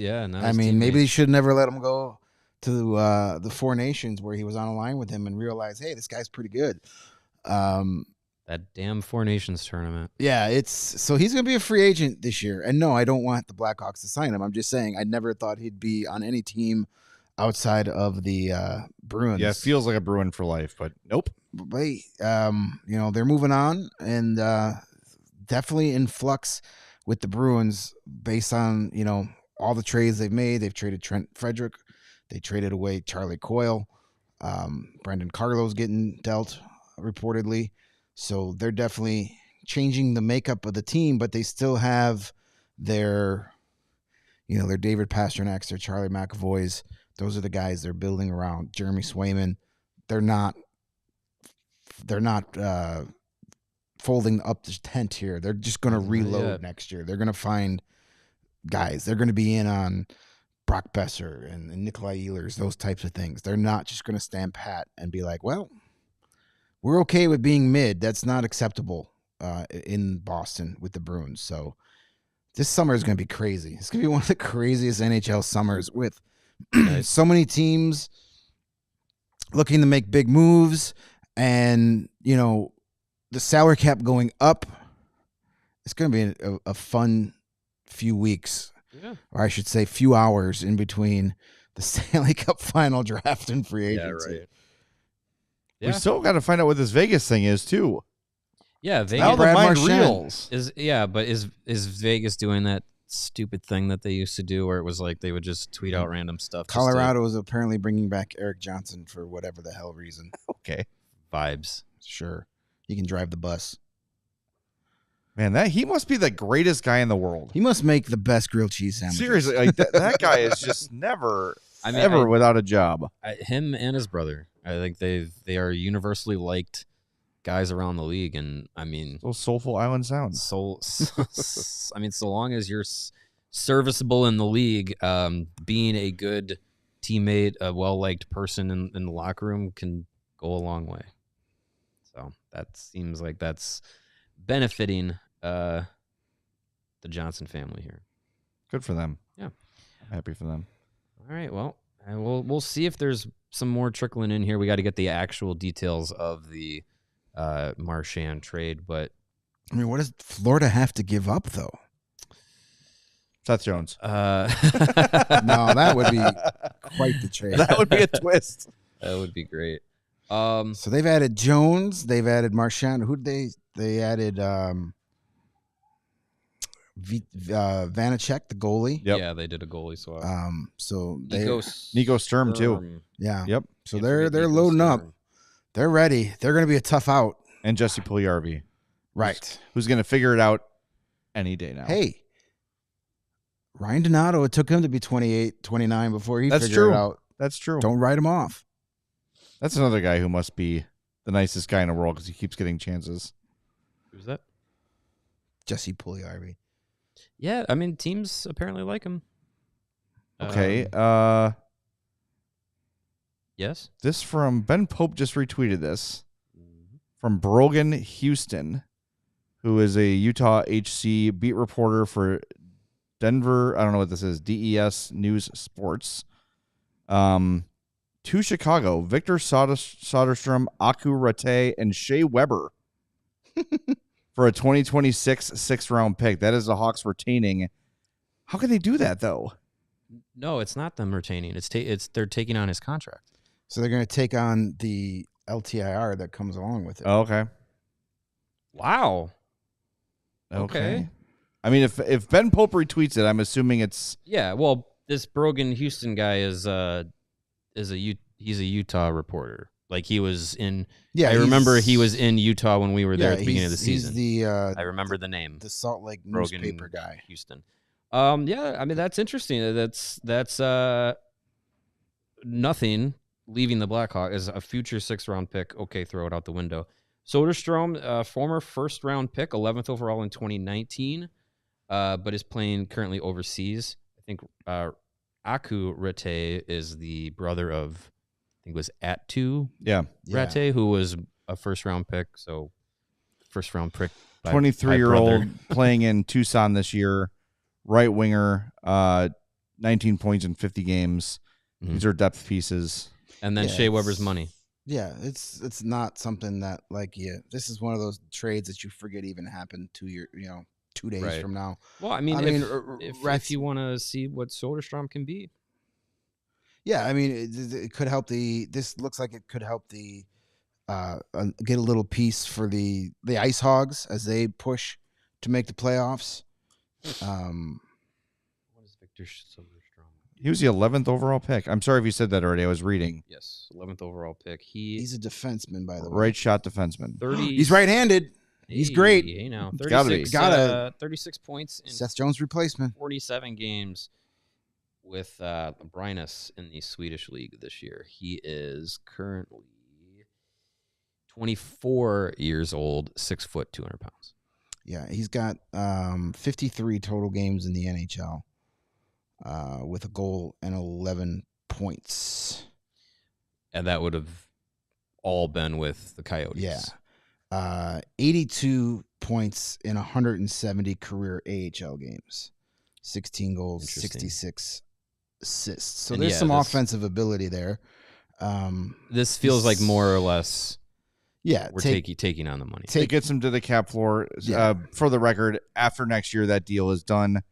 2.857 for this year and next for Shea Weber. Were they under the cap floor with the Mrazek trade? I would imagine so, yeah. Let's see. I didn't even realize that. I don't know if they have every deal done here yet. Because I mean, they would have not. They would have been flirting with the bottom of it anyways. Yeah. So that's basically just a move to get them to make sure that they're to the floor, and then Utah then clears out a couple of slots. They weren't dangerously low. The Blackhawks were. Well, they're fine now. Yeah. Yeah. Cap floor is $65 million. I mean, maybe I don't know. Should we get Petey on and talk about Shea Weber's time and as a Coyotes legend? You think he's free? Wow, is this what happened now? The Hawks are the Coyotes taking on contracts just to get to the cap floor. Hey, that means Dave Boland's coming back soon. No. Hey, we can get Marian Hossa back. And I now it's time we have to test Windy City Hockey's commitment. Yeah. Does Windy City Hockey get a Shea Weber Hawks jersey? Absolutely. Yeah. He should. Yeah. Absolutely. And just put a $sign as the number. The number is LTIR 7.8 or whatever it is. Yeah. Yeah. That's interesting. Okay. I don't really know how to react to that because when was the last time the Blackhawks traded for a member of the Hockey Hall of Fame? Which is crazy to me, how you can be elected to the Hockey Hall of Fame and still have an active contract. Yeah. Was Hossa in that spot too? No, his contract's over. It just ended, right? Yeah. Hossa, his contract ended, and then they signed him to the one-year deal when he came back. And yeah. I mean, so this deal is basically here's a thing of a 2026 6th-round pick. Here's something and money. Like that's really all it is. It's a guy that had potential or has potential in Soderstrom that's not even playing in North America. it's a shrug of the shoulders. This is a trade made by the accounting departments, essentially. Yes. I just wonder though if Soderstrom gets a look here. I mean, I don't know. He's former in 11th Sweden. overall pick, playing in Sweden, sure, but like, I don't know. You're in a time where you can give some guys some looks, and we've seen the Hawks do good jobs with reclamation projects in the past. You have to sign them first, Yeah. I think. Yeah, he's not under Yeah. contract. Right. So, I think it's that they have his RFA rights. yeah. I don't think which would expire this summer. I don't know. I mean, if they do, they do. If they don't, they don't. I'm going to, as I said, by the time we get to the United Center to talk to Kyle Davis, I'm going to forget this trade even happened. Yeah. I think Yeah, you're right. I don't think it's I don't think it's really anything that If anything, the Rockford Ice Hogs get a forward for the stretch run. Is Akurate still playing? Yeah. Yeah. Yeah, he's in Tucson. So he'll go to Rockford and help them out, maybe. Maybe. Yes. All right, we should do more on Donato here because it is kind of the We story have of the one day. more break zone. Is it time for a break zone right now? Well, we've got 8 minutes left, so Darren Dreger, by the way, says if it got done in time, Buffalo sends Yoki Haru to Boston. that'll do it. So can you imagine if the league's like, thank you, but no, you were too late. Back to Buffalo you go, Henry Yoki Haru. That Bruins playoff run is derailed. We couldn't give we can do a whole show on what the hell are the Buffalo Sabres doing. Really? I think you just did the show. You re-sign Greenway and Zucker, but you trade away Dylan Cousins. And granted, you got Josh Norris back, but that I think you And got what's left of his shoulder. and now you're willing to give up on Yoki Haru. Okay, I mean, sure, whatever. Directionless, a rudderless ship. All right, break zone time. Do us a favor, hit that like button for us. We're right on the cusp of 300, so please get us over that hump before we're back on the CHGO Trade Deadline Frenzy Show. And just like the trade deadline, life's been a little crazy lately, and one thing that helps me unwind are Cornbread Hemp's CBD gummies. If you've been looking for a natural way to relieve aches and discomfort, the CBD gummies from Cornbread Hemp are formulated to work with your body, not against it. That is a good concept. I'm not as young as I once was, as many have pointed out, but I care a lot about maintaining my physical and mental wellness, and Cornbread Hemp CBD gummies are a huge piece of my wellness plan. They're really good. I know I'm reading a script, but truly, I have them right up there in a closet where my daughter can't reach or doesn't know where they are. She does not. And I have She one knows now. Nah, pretty she much don't every watch. night. She's definitely not watching, I guarantee you. Cornbread Hemp CBD gummies are made to help you feel better, whether it's stress, discomfort, or just needing a little relaxation. Get some for yourself, and here you go. Right now, they're offering CHGO listeners 30% off their first orders. Just visit cornbreadhemp.com/CHGO. Use promo code CHGO at checkout. That's cornbreadhemp.com/CHGO and use the code CHGO for 30% off your first order. This is the good life. Mm-hmm. And again, if you look outside, it doesn't seem like spring and summer is on the way, but it truly is. And to get ready for the season ahead, you want quality shades that are built to last. So you want to get them from our friends at Shady Rays because they have you covered with premium polarized shades that won't break the bank. Shady Rays is an independent sunglasses company offering a world-class product rated 5 stars by over 300,000 people. Their shades have durable frames, crystal clear optics, which make them the perfect choice for all outdoor activities.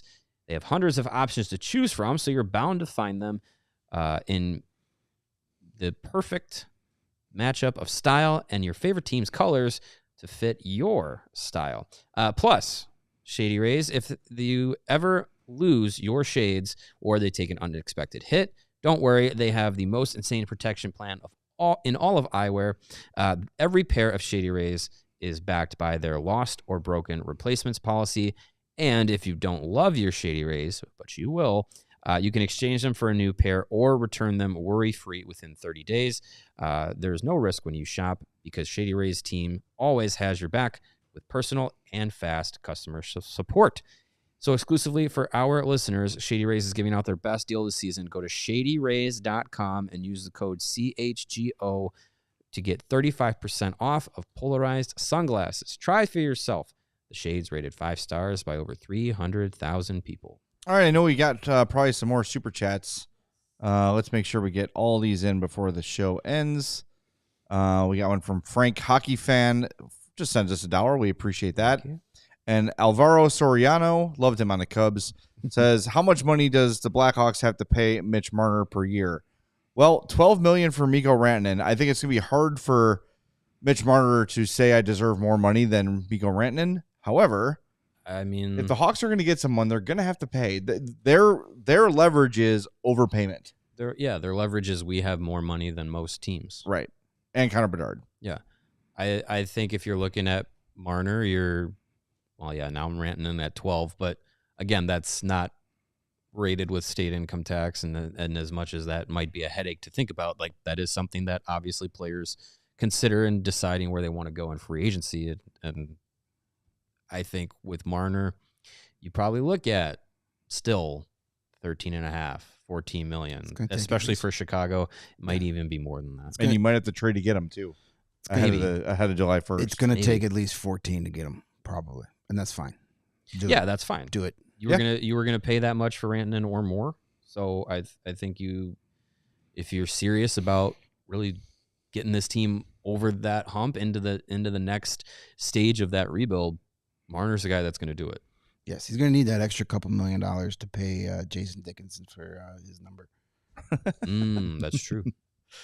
Speaking of that, Jason T. Oh no, never mind. Jason T. with $1 says offer sheet Johnston. Talk about it. We did already. It can't happen. He is re-signed, but thank you for your $1. We'll pin that for 6 years down the road. Yeah. I'm sure the offer sheet stuff. I mean, I love a good offer sheet. We don't see it a lot, but the Blues kind of raised the bar last summer. And now you're going to see a lot of guys saying, oh, they need the Hawks need the offer sheet. When you do it to guys who are going to get big contracts, they become very costly.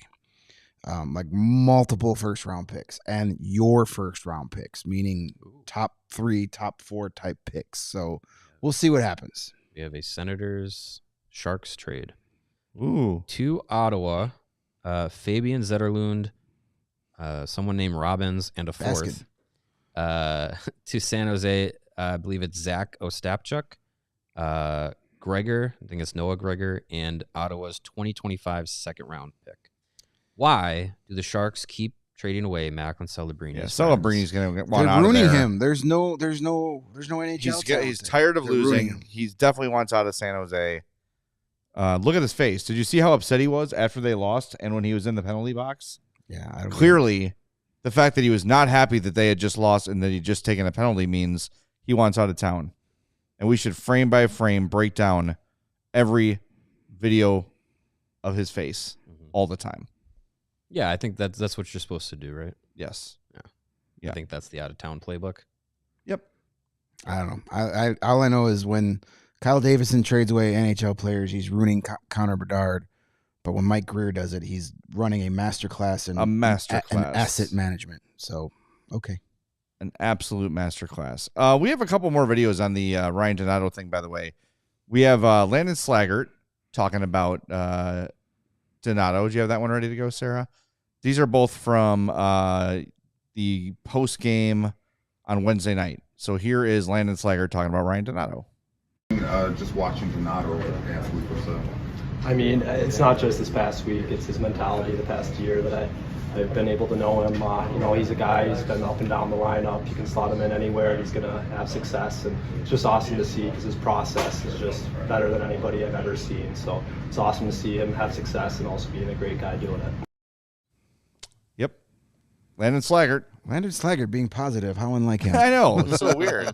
Usually complaining about everything. Yeah. Well, and Slaggert, First time I've seen him smiling forever. When we talk about, the reasons to extend Donato, now that he's not being traded, Slaggert is a guy that, have a little bit of Donato's mentality, work ethic, and all that. Like, see what he brings, game in and game out.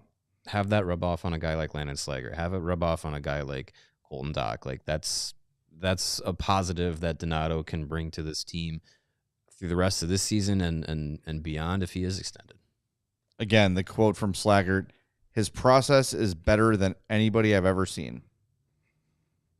That's it. And I mean, if you listen to veteran players talk today, I was listening to the Daily Face-Off thing, and they had Matthew Barnaby on. And say what you want about Matthew Barnaby, but it's a guy who played on a lot of teams, some very good, old number 36, some very on the bad. Blackhawks. Yeah, and like you do need positive veteran presences in the room, no matter how young you're going. And look, as they're trading for Shea Weber to get to the cap floor next year, that indicates that they're going young. They are ready to go young.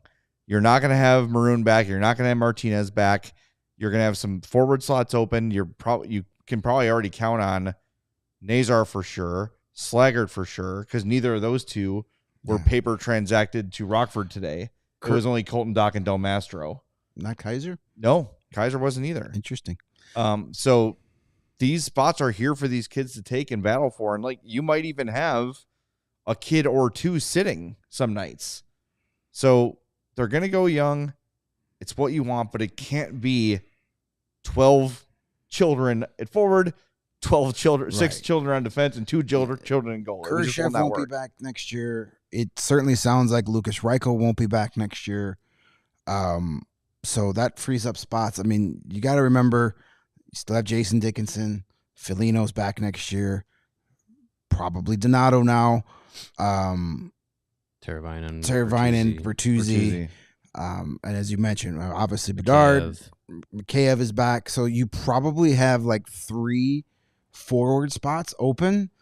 And if you're going to go out and get it on the trade or on the free agent market, you're really only going to have like 1 or 2, but that's okay because how many of these young guys coming up are really knocking down the door for an NHL spot next year? I think there isn't. There's not. I don't unless you're drafting, Misa Martone, whoever, and you think they're NHL ready from day one.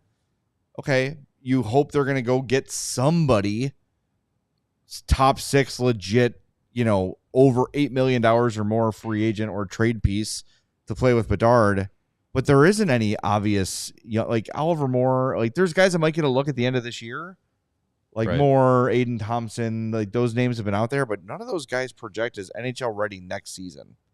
Right. So you got some time. You got some time to let these guys develop, and you could fill those spots with veterans. And look, again, we have seen over and over again that. It happened this year. They had veterans here, and then when it came time to make room for Frank Nazar, they made room for Frank Nazar. Right. They sent Athanasiou down. They sent Joey Anderson down. Mm-hmm. He will find a way. I think. I don't know. We're getting evidence of all the things that people were concerned about with Davidson. He's doing them. He's handling them. Right. He is more invested in his rebuild than any of us. Because if it doesn't work, he's fired. And he's not going to get hired again because he never played. Sure. So he is the one who needs this to work more than anybody. So if he feels there's a guy ready that's going to help the team, he's going to leave a spot for them. But in the time being, to sign Donato for 2 or 3 years to help guide these kids along, and if you feel like you got to move somebody else, you can. You could trade Tavo. If you really have to trade Tavo, you could trade Tavo. Or you trade Donato. Or you trade Bertuzzi. Or you trade Donato. Right, exactly. You make it when there are guys ready to push for those spots and push these veterans out. The veterans will get pushed out. There just isn't those guys. People say Nick Lardis. Nick Lardis needs at least a year in the AHL. Yeah, Nick Lardis is not playing in the NHL next year. No way. Not next year. No, not happening. And let me clarify what I said about Lucas Reichel. He has got another year under his contract. It just sounds, reading the tea leaves, that they're looking to move on this summer and deal him in a change of scenery type of trade. Not for sure. It just sounds like they're ready to. They've seen enough. They're ready to move on. I would like to see him get an opportunity in the top 6 for a little bit here at the end. Well, and who knows if that'll happen. Now that you don't have Craig Smith, you can just break up that 4th line. Yeah, we got to make room for Joe Veleno. So who plays tonight? You don't have Craig Smith. Well, he's in Rockford. Yeah, Tennessee. Paper transaction. He's probably still here. But why do you want to do that? Because you have to have 12 forwards. Get Joe Veleno. Detroit's not that far. He's probably not. I'd be surprised. He might. I don't know. He might. It's a 45-minute flight. I'd be surprised if it's, flight and play. But 7 defensemen, TJ Brody. That's also 4th line right winger. It's also Let's get weird. also possible. Yeah, it is unclear what, and it was optional skate this morning, so we don't know. It's unclear whether Athanasiou is actually physically in Rockford or And not. based on He's probably still around. Andrew Sorensen's reaction to being asked about him and why he got benched, I wouldn't be surprised if he's been shot into the center of the sun, let alone going to Rockford, because he really bit his tongue. Yes, he did. wanted to say a whole lot more. Was like, I'm just gonna keep this to myself. Like he struggled for a second there. Far be it from Andrew Sorensen to say more. Right. Yeah. But that looked like the case where he might actually like give you exactly what you want, and he bit his tongue. Censored himself. So I don't know. We'll see what happens. I mean, you could get somebody up here from Rockford by game time. They play tonight. 90 minutes away. So I don't know. We'll see.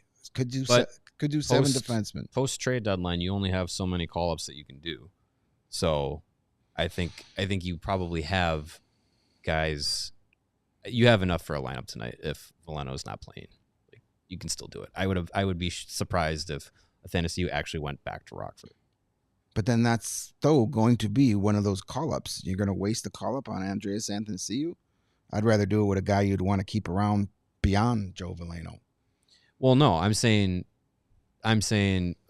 you can waive a guy, and he's got 30 days to report. He didn't get waived. He was sent down. I think because of his injury, those 90 days of the waivers carried over. So he was never put on waivers. He was just sent down. So you would have to send him back up. Gotcha. You would have to recall him. So you would be wasting one of those limited call-ups on Andreas Athanasiou. I'm not doing that. Well, then no, you wouldn't want to do that. Well, we'll see. Ricard Raquel did not get traded. He was high on the lists. Always makes me think of Seinfeld. Because it does. Yeah. The Carlo to Toronto trade includes Fraser Minton. What? Yes, it does. I thought that was the guy they couldn't give up for anything. Well, they could give him up for Brandon Brandon Carlo. Oh, Toronto fans, get them off the ledges. Another Maple Leafs top prospect goes to Boston and figures it out, potentially. A la Tuukka Rask. Maybe. You'd hate to see that. A little bit of clarity from Ben Pope on the Shea Weber situation. Says if the Hawks succeed in making some big signings and acquisitions this summer, as they'll try to do, I believe they could place Shea Weber on LTIR and he wouldn't count against the cap. Otherwise, they can place him on the regular IR and use him to reach the floor. How much is still left on his deal? I think it's just next year. It's just next year. Yep. It's about getting to the cap floor next year. That's why they acquired that deal. And 7.25 million, I said? 7.8. 7.8. Okay. Yeah. So still less than 7. But yeah, they'll just slap them on long-term injured reserve, and if they need the money, and do it that way. Yeah, it's not unheard of. Teams have been doing it forever. Seems like things are slowing down. Yeah, if anything trickles through, it'll be it's still coming through, but I think it's safe to say the Blackhawks are pretty much done. Yeah, I think it's a very safe assumption. So no Reichel deal, no Martinez, no Maroon, no Donato, no Murphy. But you did, I think coming away with Joe Veleno for Craig Smith and Peter Mrazek, full money. The Jones deal, as we've talked about that enough, but the first round pick, whether it's 26 or 27, and Spencer Knight, that's wonderful. It will be 26 because I know there was confusion when it was made about the condition. It's tied to the condition of the top 10 protected. Top 10 protected to Calgary this year. This year's pick is still tied to the Matthew Tkachuk trade, which means if the Panthers' top 2025 pick was top 10, it won't be. It's slid to next year.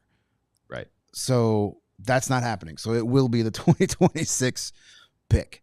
I'm not. That's a wonderful deal, and I'm not surprised Maroon didn't get moved or Martinez. That was pretty much. We've been hearing it's up to them, and doubtful either one of them. Pat Maroon enjoys being here, and why not? And both guys are in situations where home life is better suited to not be moving for a few months. And yeah, I mean, I think those are also guys that in this room have had very positive impacts on the young guys. And have him ride out the rest of the season. Have him play those mentorship roles as this team continues to try and bring in young guys at the end of the year here. I'd imagine Alec Martinez could be a positive influence on a guy like Sam Renzel, maybe Artem Levshinov, Pat Maroon. I mean, he's a guy that, talked to Colton Dock today about, the veteran guys. And he's said that, Maroon's one of those guys he tries to, hang around and is a guy that he can learn from, and both on and off the ice. And those are good players to have to close out this season for the young group that's going to be around. All right, should we recap what the Hawks have done since trading Taylor Hall? I know Sarah put some hard work into some graphics, so we don't want them to go to waste. So why don't we start with the you got the Taylor Hall one ready to go? No, Yep, that was it. Yeah, that was it. Okay, Yep, yeah, You're right. So this was this feels like a lifetime ago. It was. But the Hawks, out of all this, get a third-round pick. Carolina got Miko Rantanen, Taylor Hall, and Nils Juntorp from the Blackhawks. Colorado got Martin Necas, Jack Drury, a 2025 second, and a 2024 fourth. So the Hawks get a higher pick in the third round, their own pick And they're back. retaining on Rantanen. And retaining on Rantanen, exactly. Then we had the Seth Jones trade. Florida gets Seth Jones and a 2026 fourth-round pick for Spencer Knight and a 2026 first-round pick, which is conditional, which it will very likely be a 2026 pick because Florida is just getting better and better. Florida has to win one more game this regular season to make sure it's not a top 10 pick. So exactly. I think it's going to happen. I think they'll be fine. They will. I can guarantee you they will win one more game. And then today, the Hawks trade Peter Mrazek and Craig Smith for Joe Veleno. So solid pick there, getting rid of that contract we just talked about. And then the weird one that no one saw coming, the Hawks trade Shea Weber for Shea Weber to get to the cap floor for this year and next. I wish Shea Weber was still playing. Victor Soderstrom, Aku Rete, and Shea Weber for a 2026 sixth-round pick. So there you have it. There is your recap of the trade season for the Blackhawks. That's it. That's it. I mean, I think the non-move of Donato, I think, is around the fan base going to have a bit of kind of air letting out of the tire kind of feeling. If there's an extension that before the season's over, that gives you a little bit more of a understanding of the direction that they're going to go with Donato and to go into next season for at least. But I think as a whole, this was a still relatively positive deadline for Kyle Davidson. I think, I think you give it a passing grade. I think if you had gotten a top quality prospect or first round pick or both for Ryan Donato, then I think you say it's flying colors passing grade for Davidson. But this is still a good way to have navigated this trade deadline, given the assets that you had and the interest in them. Because I mean, if you're moving Pat Maroon and Alec Martinez for sixth round picks next year, like what does it matter? I think you just kind of brush that off. You're like, whatever, roster spots open. So I think still having those guys around is fine. And you're not just loading up on, I don't say worthless, but like low end picks.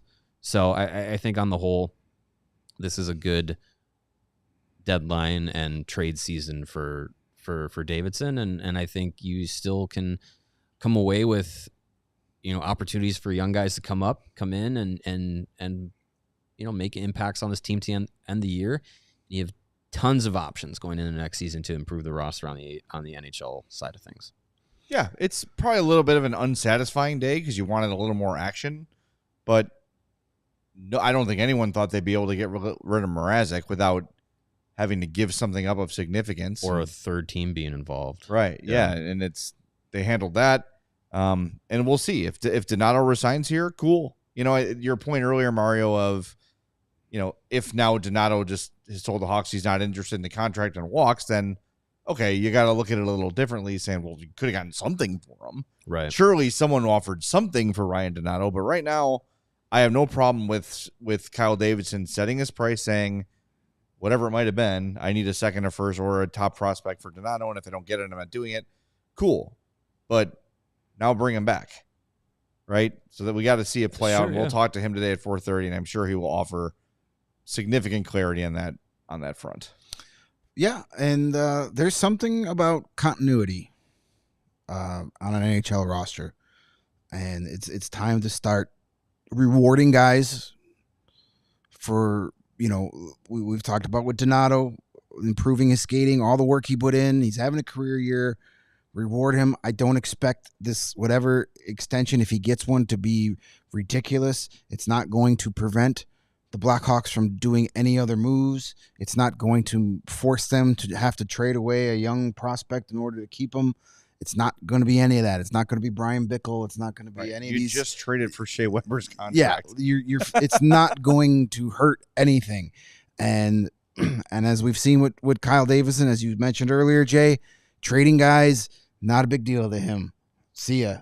Like, okay, yeah, we kept you at last year's deadline, but now I got to clear some room because this guy and this guy, needs to come up and play. So there's something to be said about keeping guys around, and it's a sign to the rest of the team that, like, do what you're asked. We'll keep it. Jesus H. Whew. Are you whistling over this Leafs deal? Who is Brendan Carlo? That he's getting a first-round pick and Fraser Minton?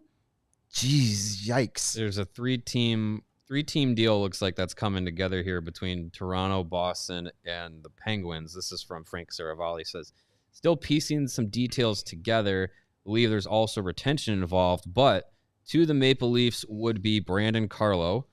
To the Bruins would be Toronto's first-round pick and Fraser Minton.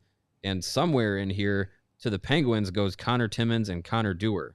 All the counters. Very interesting. Connor Timmins is 1 N in Connor. Connor Dewar is 2 N's in Connor. So there's your Connors update. My Lord. That's interesting. Dang. But Oilers also announced Evander Kane will not return during the regular season when the salary cap exists. That's from Elliot Friedman. Not a surprise. Brendan Carlo this year, I know he's a stay-at-home Connor Murphy type defenseman. 1 goal, 9 assists. He's a +2 this year in 63 games, and is a 45.5 Corsi for percentage on the season. Not outstanding, but no. Usually defensive guys, though, they're not out there helping themselves. Right. No, they're not getting a lot of offensive zone time. Eric Johnson to the Avalanche for Giovanni Smith. That's the trade. And the Sabres made a trade, acquiring Eric Brandstrom from the Rangers for Nicholas Aube-Kubel. Eric Brandstrom is going to play on every NHL team before this is all said and done. I'm just so glad that Kevin Adams is not the Hawks GM. Yes. I don't know what he's doing. Nobody does. But Jay, he and played his job in the is NHL. safe, He did play. So he has to know what he's doing. You're right. I'm wrong. He played. I mean, just food for thought. We just literally concluded this year's trade deadline, but if Brandon Carlo's getting a top prospect and a first-round pick at the trade deadline, let's see what the Hawks get for Connor Murphy a year from now. Honestly, yeah, so long as he's healthy. I mean that because if you talk, that's a really good point because if you talk about trading Murphy next year at the deadline, he's way more valuable because he's a rental. The deal is expiring. Yeah, like teams will jump at that opportunity. His to take health, Connor Murphy. His health is the biggest thing. His play is, you know what you're getting with Connor Murphy with his play. It's just how healthy is he going to be. And just do the poor man a favor and let him play in a playoff game. That'd be nice. Good Lord. That'd be good. As somebody points out in our chat, Brad Treliving is also the general manager that traded Matthew Tkachuk. That's true. And let John Akerdro walk for nothing. Yeah, so have fun, Toronto Maple Leafs. I'm sure they're handling this very logically and easy going. I mean, that makes the NHL team better instantly, but yes, Scott Lawton and Brandon Carlo makes your team more fit for the playoffs. Mm-hmm. You ain't beating Florida. Oh. And we still don't know the details of the Marchand trade. I'm sure crazy. it's I don't know. That'd be I'm sure it's interesting. not a. I don't know what they have. They don't. That's a really good I don't know what point. they have. I don't think have left they to don't have trade. any firsts. They don't I have don't this think year's they first have- round pick. So maybe, Traded for, we'll tell you later. I don't think they have this year or next year's second. So this year they have no picks until the 4th round. Next year, no first because the Hawks. And then they have a 2nd round pick, no 3rd. And then they have 1st through 4th in 2027. So that but you know what? But Maybe the 2026 second, people like the 2026 draft more than maybe the next they year's. It's got If to you're- be more than if just you're that. on the phone with the Marchand deal, and you're also knowing you're getting Fraser Minton and a first for Brandon Carlo, then you could take a little less for Marchand, knowing that, like, hey, if you group these two trades together, we got a pretty good haul. What is for Marchand's Boston? contract? Yeah. Marchand makes 6.1. All right, it's not too bad. Optically, if Brad Marchand goes for anything less than a first round pick, I'm going to be a little upset I mean, because Brad Marchand's worth more than Ryan Donato. Trying to see where they can free up $6 million. I'm guessing what's taking so long is there's got to be a third team involved for retention there. It's paper jam. Yeah, the guy, they ran out of toner on the on the league fax machine. So they're waiting for the intern to come back from Office Max with some more toner. Yeah, I don't know what Florida has to give up. Yeah, I mean, any forward they would trade, I mean, do you Isn't give up gonna like get them do you give in- up like Sam Escavich or something? maybe. I mean, that would make sense for Boston to get a young player, right? RFA after this year, and someone's going to have to sit for this team. They just traded for Sturm, Barkov, Reinhart, Lundell, Bennett, Verhage, Rodriguez, Luosterainen, Sturm are all playing. I hope Nico Sturm gets used to the Florida press box snack. Yeah, selection, Jesper 'cause- Boquist just They just signed re-signed, so him, he's going yeah. to be there. Yeah, again, good problem to have.